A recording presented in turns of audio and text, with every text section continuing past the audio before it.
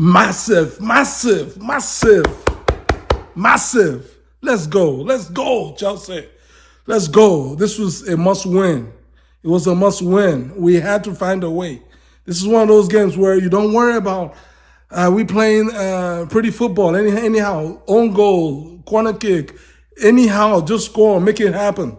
Make it happen against West Ham, against Graham Potter's West Ham. We needed to win the game. We needed 3 points. Yes, we know that a draw would have put us in fourth place, but no. You cannot drop points in this type of game on a rare week of football where Man City drop points, Newcastle drop points, Aston Villa drop points, right? We had to win the game.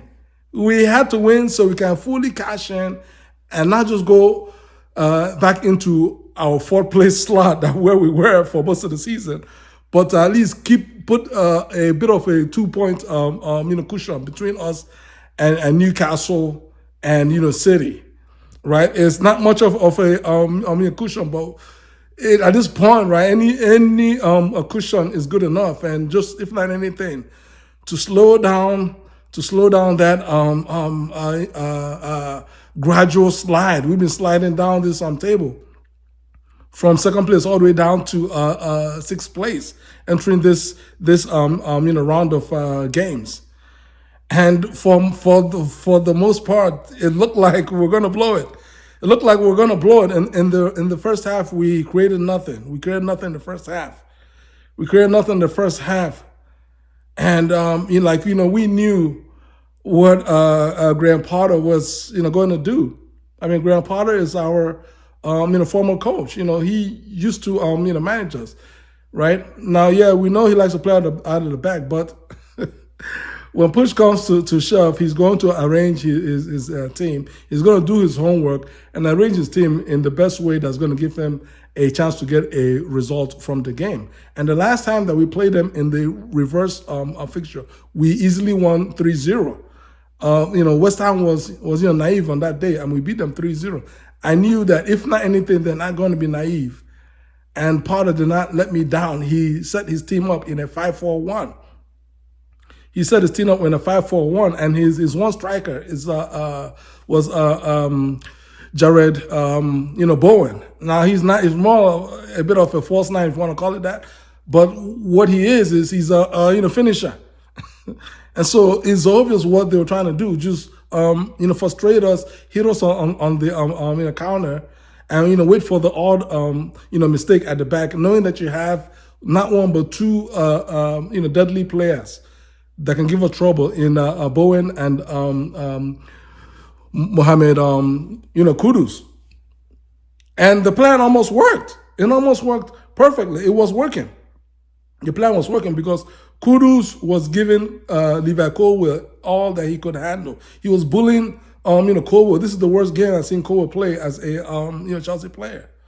Notwithstanding that we somehow have miraculously turned this game around. I mean, Colwill was just horrible for most of this game. He was bullied by the smaller Kudus. He won every single ball on Kudus. He held up every single ball on Kudus. I mean, he had to foul him almost every single time. And Kudus basically, created, not only did he have the assist, but he actually won the assist.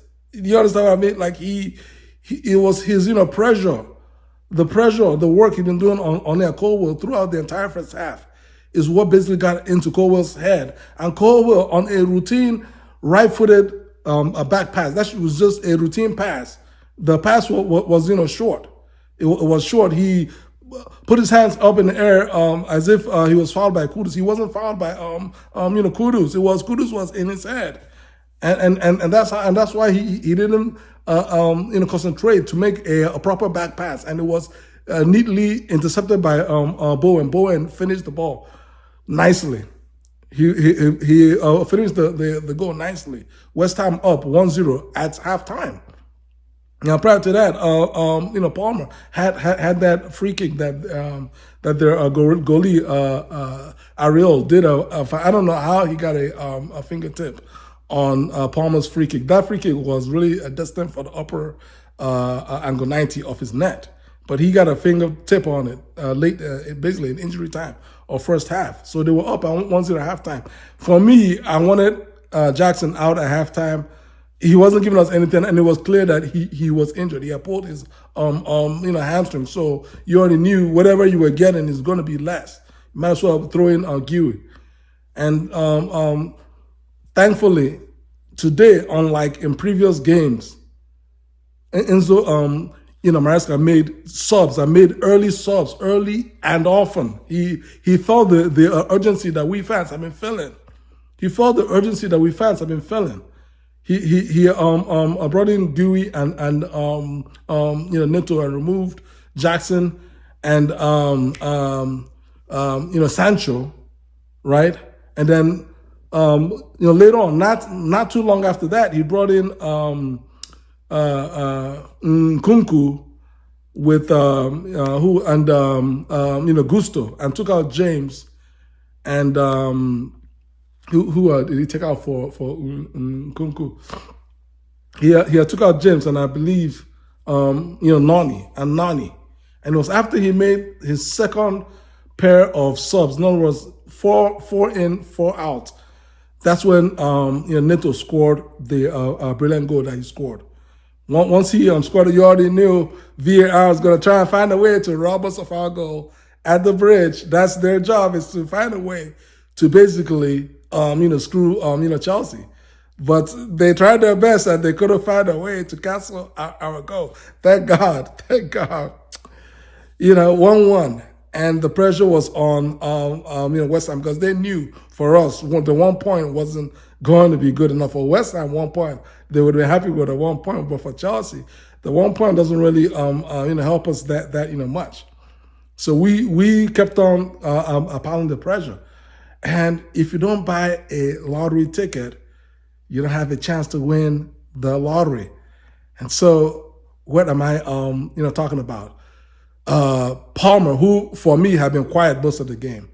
Palmer had been quiet. I mean, he's been playing farther and farther away from goal. Like, we needed Palmer to be in and around the box, But maybe because of the way these guys were organized, he was kind of happy to drop deeper and deeper into midfield, which played into West Ham's hands. Like Palmer is our most dangerous player.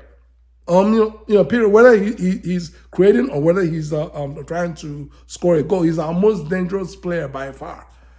And so he took matters into his own hand, made 1 or 2 moves on the ball at the edge of their box, and took a shot. Now, in fairness, the shot was going to go wide. It was a left-footed shot from a wide angle, and it was going wide.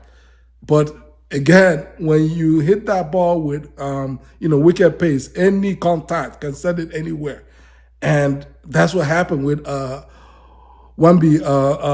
Saka's right foot. It sent it into the upper roof of his goal, and that made it 2-1. And so at that point, we're just waiting. We're just kind of, at Chelsea fans, because there's still a lot of game left to play, right? And we knew it's going to be tons of injury time because of the VAR. The VAR ended up leading to 7 minutes of injury time. And so, thankfully, I believe the last sub was he removed Palmer, which is rare. Removing Palmer at the game. He removed Palmer, I think, with about 1 minute or 2 minutes left in normal time, and brought in Chalobah, and that gave us a little bit of extra assurance in the back, and we're able to hold on. Prior to that, Tosin made a wonderful block on Kudus with maybe 2 or 3 minutes left in injury time. Tosin made a wonderful block. I don't know. I mean, that ball is probably going to go in. Had it not been for Tosin's block that basically saved us 2 points. So basically, we managed to hold on 2-1. This is one of those games. Just hold on. Win the game, win the 3 points. Don't worry about how you look. Build some confidence and onwards and upwards on this table. Guys, how do you all feel? Like this video, share this video, subscribe to my channel. God bless you guys. Peace.